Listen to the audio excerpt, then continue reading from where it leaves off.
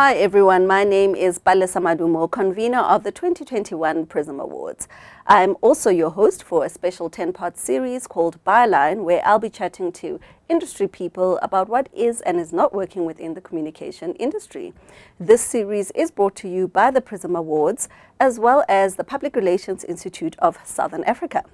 My guest today is the fabulous author, entrepreneur, and founder of DNA Brand Architects, Mr. Sylvester Chauke. Hello. Hi, Sylvester. Hi there. How are you? I'm good. I'm very good. Good to be here. Absolutely. It's great to have you here. I'm looking forward to our conversation. Yeah, me too. So you guys have recently celebrated 9 years in the industry. Congratulations. Thank you. You've also just won the most admired agency, according to Mark Lives, which is the industry. How does it feel, and what's the secret to success? It feels incredible because, when you open a business or an establishment, you always think, if I can just survive, 1 year to another. And so looking back that we've done that for 9 years is so overwhelming in a positive way. It's incredibly encouraging, and we are very thrilled to have survived this long. And I would say that the secret is, there's so many things that make up a business. The right people, the right clients, the right opportunities, the right work. But I think overall it's just the drive to want to contribute to an industry which I think is incredibly important. And I think we've seen it in the last year, how important it is to have very good reputation for business and brands. Absolutely. And I mean, I think you guys are doing a phenomenal job considering that there is a lack of jobs in South Africa. So I think that's a huge congratulations. It's quite important to be able to run a company that long and provide jobs for people. It's actually one of the things that is exciting about what we do, right? In business is not so much just the products and services we offer, but the livelihoods that that product and service business give to people. And it's really encouraging and overwhelming sometimes, as you can imagine, and especially when we were ushered into COVID, this year, and we realized that so much of what we do is reliant on so many other factors. Absolutely. So when business is struggling, it trickles down into us, and it trickles down into the audience. And so we have been having a really interesting outlook in terms of the actual ecosystem that we all belong to. And I guess our role as business owners, as businesses, is to participate in that as well, to help to make the ecosystem work better. Absolutely, absolutely agreed. DNA was the first black agency to win Campaign of the Year at the PRISM Awards in 2019. Do you think that is, I mean, obviously it's a great achievement, but what does that say about transformation in our industry? The industry is highly untransformed. I think that's a fact. And the challenge is that the representation of the audiences that we serve in South Africa is underrepresented, and that is also a fact.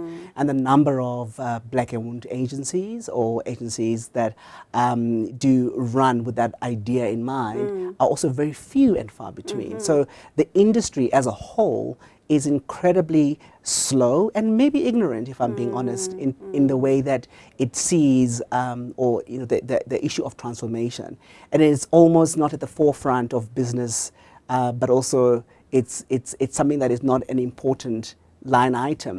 And I think it's something that is a challenge that we're seeing. So while we're very proud of it, having been the first black-owned agency to win Campaign of the Year for the first time in 22 years, it is an indictment to the industry, right? Because it just shows you how so many people are excluded from this industry, and how many black people in particular are excluded from it. And I think we need to do all we can to try to showcase the diversity of the industry. Absolutely, absolutely. And I mean, I also kind of want to sneakily ask you about government's role in it, considering the MEC Charter and how it's existed for however long. But in all honesty, I don't know who uses it as a reference point for anything.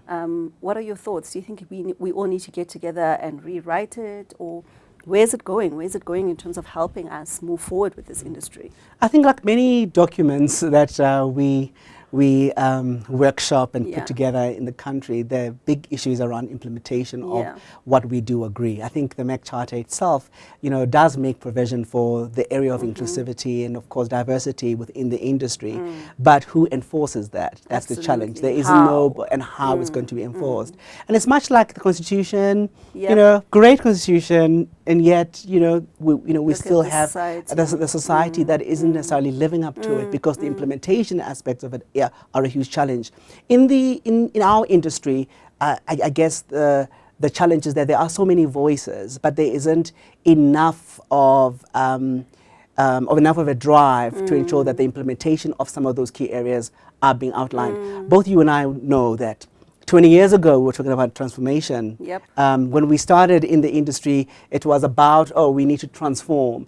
And we still continue talking about transformation today as if it is sort of like a nice to have, or when you've done everything else, then you can transform. Yes, it's like a buzzword, really. It's a buzzword. And it's actually disappointing in how slowly this wheel has been turning around it, and it creates a lot of frustration for young people that want to get into the industry. Absolutely. But also what I've seen in the last couple of years particularly, it's also resulting in us as an industry losing to other industries, because people just get fed up. Great talent, great black leaders leave our industry to then pursue another industry, because that's more invested. And they're probably tired of fighting this for so many years. So we have a lot to do, and I wish that one day we'll get to a point where it's not just complaining about it, but that we are able to really support and build and encourage this area of inclusivity. Absolutely. Okay, and on a more light-hearted note, let's talk influencer marketing. So in my view, and in the view of many people on the Twitter streets, influencer marketing is getting a bad rep. Yeah. You work quite closely, or certainly the people in your company work quite closely with influencers and brands. So what are the wrongs and rights? What are the do's and don'ts? And I'm sure there's a long list, but what are the key ones? Because I think it has a role.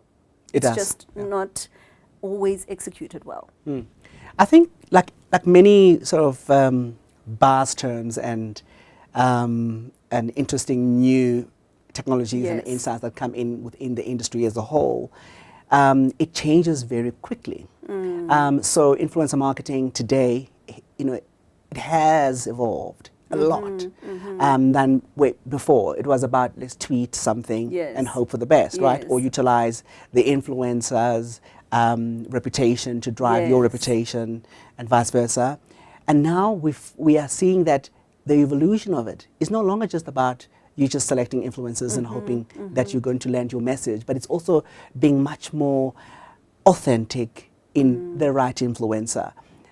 Also figuring out strategically whether the influencer strategy is the right strategy to utilize to begin with. Because I think in the last, since lockdown, we've seen already like some examples. Some no-nos. That are just a disaster for, why would you use influencer marketing to try to drive such a big issue or such a challenging, conversation. So I think do's and don'ts are plenty. But I think at the core of it is making sure that the right people who are much more attuned or closer to your message and your brand promise is the ultimate most important thing. Because aligning the right person with the right brand it's where it starts. But unfortunately, nowadays it's like a money's game, right? So you just pay, and then you can, as an influencer, you can influence Coca-Cola today and Pepsi tomorrow and Nestle tomorrow and Beacon tomorrow, because it's about money. And I think that's the challenge, is that it's not a bulletproof solution for every marketing problem or challenge. But if it done right, it does really deliver some really good returns. Absolutely. And I mean, speaking of which, you've worked on quite a few campaigns of late that have been quite exciting. Quite recently, the collaboration between Somizi and Batu. Tell us a little bit about why that actually works. I saw some of the pieces, the shoes, that are exactly that, a fit, How do you think people can produce successful work like that? It boils down to the right relationship and the right kind of alignment, because whether it's Testic and Laduma Makosa, for an example, that we did for Tiger Brands, which was also a just two brands that just kind of got each other, and the values permeate quite strongly. Absolutely. And when you look at Batu and Somizi, or Batu and Kanye, or Somizi and Testic, for an example, they're so they already are quite embedded in that space or in that brand. And so it was so easy then to translate it and for it to be believable in the marketplace. It was not a check issue, a money issue, but it was we want to work together and be able to build a win-win partnership. And I think brands can engage with influencers long in advance. Have a network of them before, so it's not. That's true. It's not just now we need a campaign. Now let's go find someone. We've got a short deadline. We need to find someone we know. It doesn't matter if they match or not. Yeah. So if you're working on KFC, for an example, it's important as a brand team to know who are. It's just not anyone who eats KFC like me. And me. Well, but it's find already your network of people that are. Around your brand, then for them to become the influencers in the future is so much easier because they already engage with the brand in that way. So we've seen quite a huge trend of smaller agencies, brand-driven agencies sprouting up all over the country. What would you say, having been in the business 9 years successfully, what would you say to them, sort of as a secret to success? One thing that you would say to them. One thing. Wow. I think what would be important then is just reiterating the fact that our industry is not just an easy industry to just get into and to work on. It requires skill, it requires knowledge, and it's an important contributor. I think sometimes when you start your agency and you're almost seen as a little addition to the industry somehow, you almost belittle your power that you have as a brand professional. So focusing on the professional aspects of what we do is paramount, because we can't continue to be seen as a fun industry, a events industry, balloons and cupcakes, girls and boys. We are highly skilled individuals, and I think the way that we show up needs to be able to demonstrate that to business, because the big question in business today is, what is the value of brand comms? What is the value that you are adding to the business? And so for us to be able to get into the right table, so we are able to showcase who we are, we also need to just be that much more buttoned up and focused in then how we show up. No longer do we need to look at PR and communication as just when all your budget is allocated, then you allocate some PR budget. Now it can become the big driver, the driving force of that message and of that business as well. It's so important that our industry, and if you're a young agency coming up, just see yourself as a big and important contributor to this industry and to business as a whole. So you're not just a sideline and a thing that we add at the end of it. Because I think the more we show up like that, the less seriously we'll be taken as an industry. Absolutely. And I feel like, Joburg and sometimes Cape Town, even though they sometimes are a few months behind, it's a hustler's town, and Durban, the whole of South Africa, let me not, Yes, of course, you'll be in trouble. I know. And Polokwane, and PE, okay, everyone. Everybody. That's right. Everyone's hustling. So you expect people to, to try and create something new, exciting. But I love what you're saying about take yourself seriously and understand and respect the industry you're coming into, because it is actually, you're right, the secret to your success. Absolutely. No matter what you stand for as a brand. We see it as a very important part of what we do for our clients. So it's not a last minute thing, but it has to be at the forefront of business as a whole. It's an important industry, and I think if you think about it, when we were ushered into COVID, what was the big thing that business were trying to do? Exactly. How do we communicate to our staff? Exactly. How do we communicate to our audiences? How do we drive these messages? Because you can't just put a TV ad because they were not available or you were not available in that way, or radio or whatever. You needed to find alternative ways to do that, and comms allowed for us to be at the forefront of how do we disseminate this message about wash your hands, put your mask on, social distancing, Exactly. all those key things. PR had it together. So Yeah. we definitely deserve a round of applause for our Absolutely. contribution in business. Absolutely agreed. So you're also an author. Yes. And let's talk a little bit about Stand Against Bland. Firstly, the title is everything. I think it speaks precisely to positioning and what the book is actually about. You know, what showing up, how you show up, and how you direct your career. That's right. What was the inspiration behind writing the book? Because I feel like it's a good combination of sort of individual advice as well as business and life advice.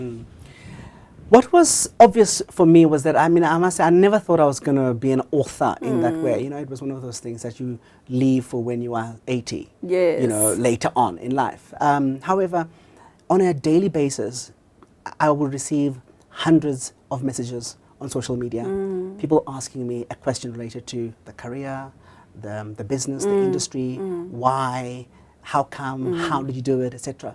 And I felt perhaps maybe I should just try to put it all together in some form that I know I can't respond to every social media request, but I could direct someone to a space where they can be able to get more information about how I did it. So it was really just trying to answer a lot of questions that were coming up, and I felt that there was an opportunity to also showcase that anyone's experience is important, and it may be beneficial to someone else. And we don't all have to be 85 to start writing. I think we can all write now, we can all contribute, and we can all share.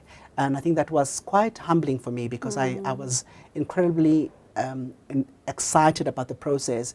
And I think I walked away having learned so much more, also about me, about the industry, and also just looking back at some of the key things that has become a big contributor to my life and what I do. And I was hoping that it would do the same for someone else. And I think it absolutely has. I mean, I've seen so many people making comments about it, sort of asking questions, referencing, you know, some of the content that's within the book. And I think the most important thing for me about the book is the authenticity of it, you know, the fact that, you know, people can relate to this boy from Soweto who had dreams beyond, you know, what he could see in front of him. And, you know, look at him now. How I mean, it's an inspiration, which I love. I think for your first book, it's exactly what we needed, and not just something about brands and this is how brands work, etc. How important is that in a society like ours that lacks so many examples of someone like you? Oh, I think it's everything. I must say, honestly, that initially, definitely, the kind of book that I wanted to write also was a big challenge to land, because, you know, you could definitely do like 20 steps of how to build the brand or whatever, you know, something that is so obvious in what I do, right? But I thought that the story was also quite important. The story that you and I come from, you know, spaces that needed us to push beyond to be here within this industry, for an example. You know, it wasn't a normal thing for us to, you know, for black people to get into, and there were not necessarily the easiest steps available for you to do so. And I felt that the authenticity of my story cannot live without the authenticity of my life, which is, you know, the where it all comes from and where it all starts. And I know that even though I was a student many years ago, there are many people who are students today who are going through the same things, who are wondering about the same things. So for me, it was important that the journey was also reflective of where someone could find themselves today. So it's not just about success and where we are right now, but it's about just that journey that starts from nowhere. And by chance, for some reason, it works because of just being in the right space or meeting chance halfway, really. Exactly. So it was humbling, and I have to say that the response has been phenomenal. And I thought my mom, my dad, my sisters be are like, yeah, this is great. But I mean, you know, just yeah. getting on the bestseller list was just incredible, because it just showed that people resonated with the content, and I'm grateful. Absolutely. Absolutely. I know I bought like 10 copies. Oh, thank you. The PRISM Young judges that year. Yes, So yes. absolutely. I think it's fantastic, and really people don't often congratulate you for that because they kind of feel like, well, you should be writing, but it's a tough space, especially in our country. So I think well done for that. And thank you. we can't wait for the next one. Thank you so much. I'm also looking forward to the next one. Yes. So let's zoom a little bit into the industry. What are, I mean, COVID taken into consideration and every other challenge that we're faced with on a day-to-day, I feel like every time we speak, it's actually about, oh my gosh, we're quickly rushing there, getting that done, Yeah. you know, just to keep building, to keep going. What would you say is the current state of the industry? And what are we going to do to ensure that we are 10 times better? Because, you know, we need to be on the same pace as the rest of the globe. There are two areas for me that I found quite fascinating and interesting and challenging and. On the one hand, we are all living in an ecosystem that is reliant of each other. So what's happening with the vaccine does impact what's going to be happening in our offices and in the clients and in consumers' world. So just being able to keep up with what's happening in that area. So at a macro level, you know, just making sure that as an agency or as a business, you are aligned with what's going on, so that you're not, you know, pulling the wrong way or aligning in the wrong direction. Because it's also very possible, right? Because you see people that are saying, oh, we're extending our offices during this period, or we're moving into big offices during this period, or we're expanding, building a new division, you know. So it's you gotta be able to understand what's going on across the whole entire, you know, value chain. Then the other part for me, which has been challenging, I have to say, is in this time where I think survival is important for our businesses, it's so easy also to make the wrong decisions as you try to survive. So how much we're being paid, the time that is required to do the work. For some reason, this period has made people believe that magic can be created even quicker, cheaper. You know, and I think that is such a dangerous place to be, because sometimes we then, because all of our businesses are desperate to sustain ourselves, we may also be cutting corners in parts because we want to get the business or get the job, etc. And I find that quite fascinating on two fronts. One, the clients believe that, you know, they can barter and negotiate much more because we're all needing to, you know, sharpen the pencil. They're taking advantage of that. And on the other hand, from our end as well, is that because we're also trying to keep our lights on, we also are taking on things that maybe we wouldn't have taken before. So I found that tug of war quite challenging to manage, you know, for me around this time, because of course there's the output and there's a work front, which is delivering the business and what's required there. But there's also, we're managing a pandemic. Journalists have lost jobs. Titles have closed down. Media houses are, so even actually comms agencies, advertising agencies, people have shut doors. Jobs have been lost. So it is the reality of it is that it's a tough place to be. That journalist is holding on to that job, to that role. They're doing much more than they used to do before, because people have been retrenched. So, you know, I always, in the last couple of months particularly, I've always been very, you know, vocal to clients and everybody about just sometimes we can't forget the fact that this is a challenging time, and so the requirements and what is needed, the expectations, must also be within a context that makes sense. And speaking of industry bodies, what do you think, you know, the bodies that are within industries, I mean, in ours it happens to be PRISA, but what do you think bodies such as PRISA and others can do in terms of actually assisting the industry to become better? I think bodies like PRISA are important in being able to be the lighthouse for the industry. You know, like we spoke earlier about what advice do we give to young up-and-coming agencies. I think that's where the gap between the bodies like PRISA and some of those young people, that's where we close that gap to say, this is how you do it.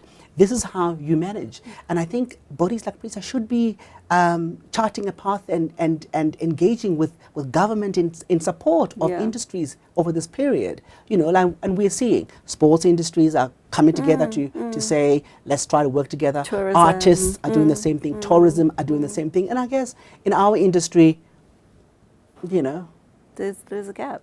There's a huge gap. And I think sometimes we forget the role of bodies like that. And that's why for some agencies, there's not even a reason to be part of that because you don't see the benefit to it.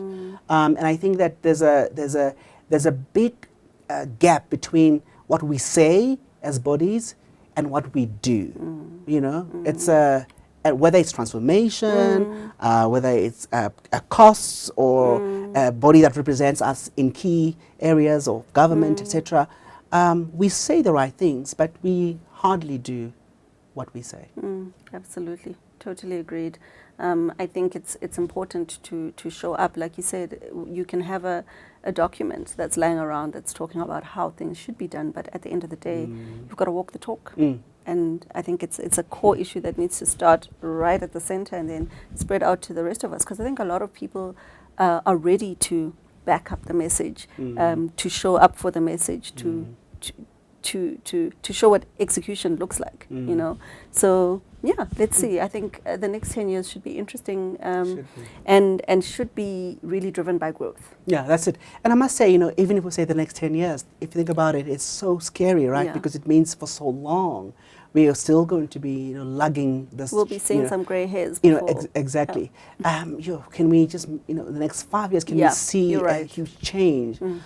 Because graduates are coming into the system, and the system is not managing. It's not ready. It's not ready to keep it. The industry itself is not really, you know, at the core of what we're trying to do.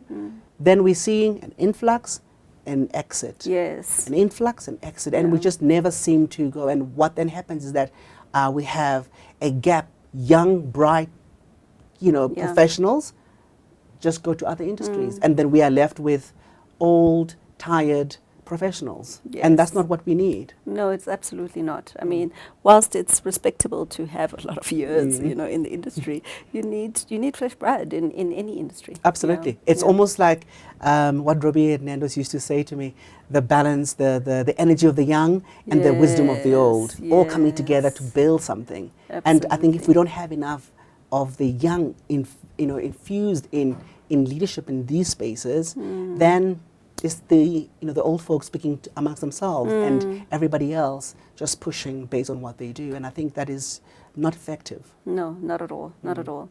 Okay. So you are a brand expert in my view, and I think in the view of the entire industry. So I just wanted to ask you, what are the trends that you see coming up?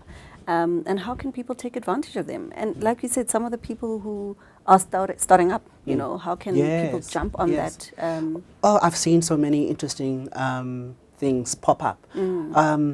Internal marketing, I think we're going to see a return into it in a big way, because we're seeing that, and I think in the last year, that it's so critical to have that button down. So it's no longer just a nice to have after you've done the big campaign externally, but how we engage with our people as marketing or brand teams, engaging with our businesses. It's so vital and critical, and we've learned that. So I've seen that return, which I think is important and is respectable. I think that's going to be quite good.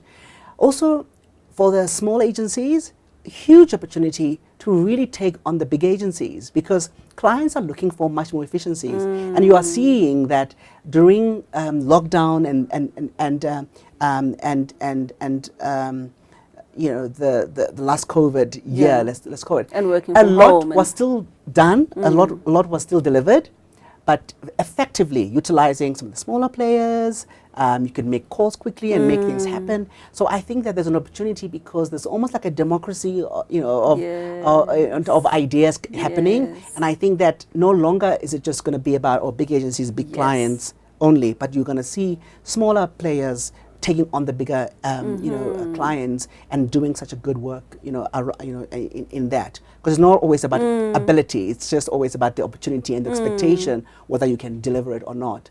I'm also seeing an interesting thing around working from home, living remotely, and I think that is open even for us. We can employ someone who's based in PE without a problem, as long as they can do that. And I think in the past maybe we might have frowned because it was just a little bit weird to do. But now we are seeing that the nature of remote working and so how the office is going to look is also something that's interesting that I think one needs to look into. And I know I'm doing the same, just figuring out what is the best way to manage this. We don't need 1,000 square meters anymore, but maybe we need 400 and how that works. So I think that's been quite interesting.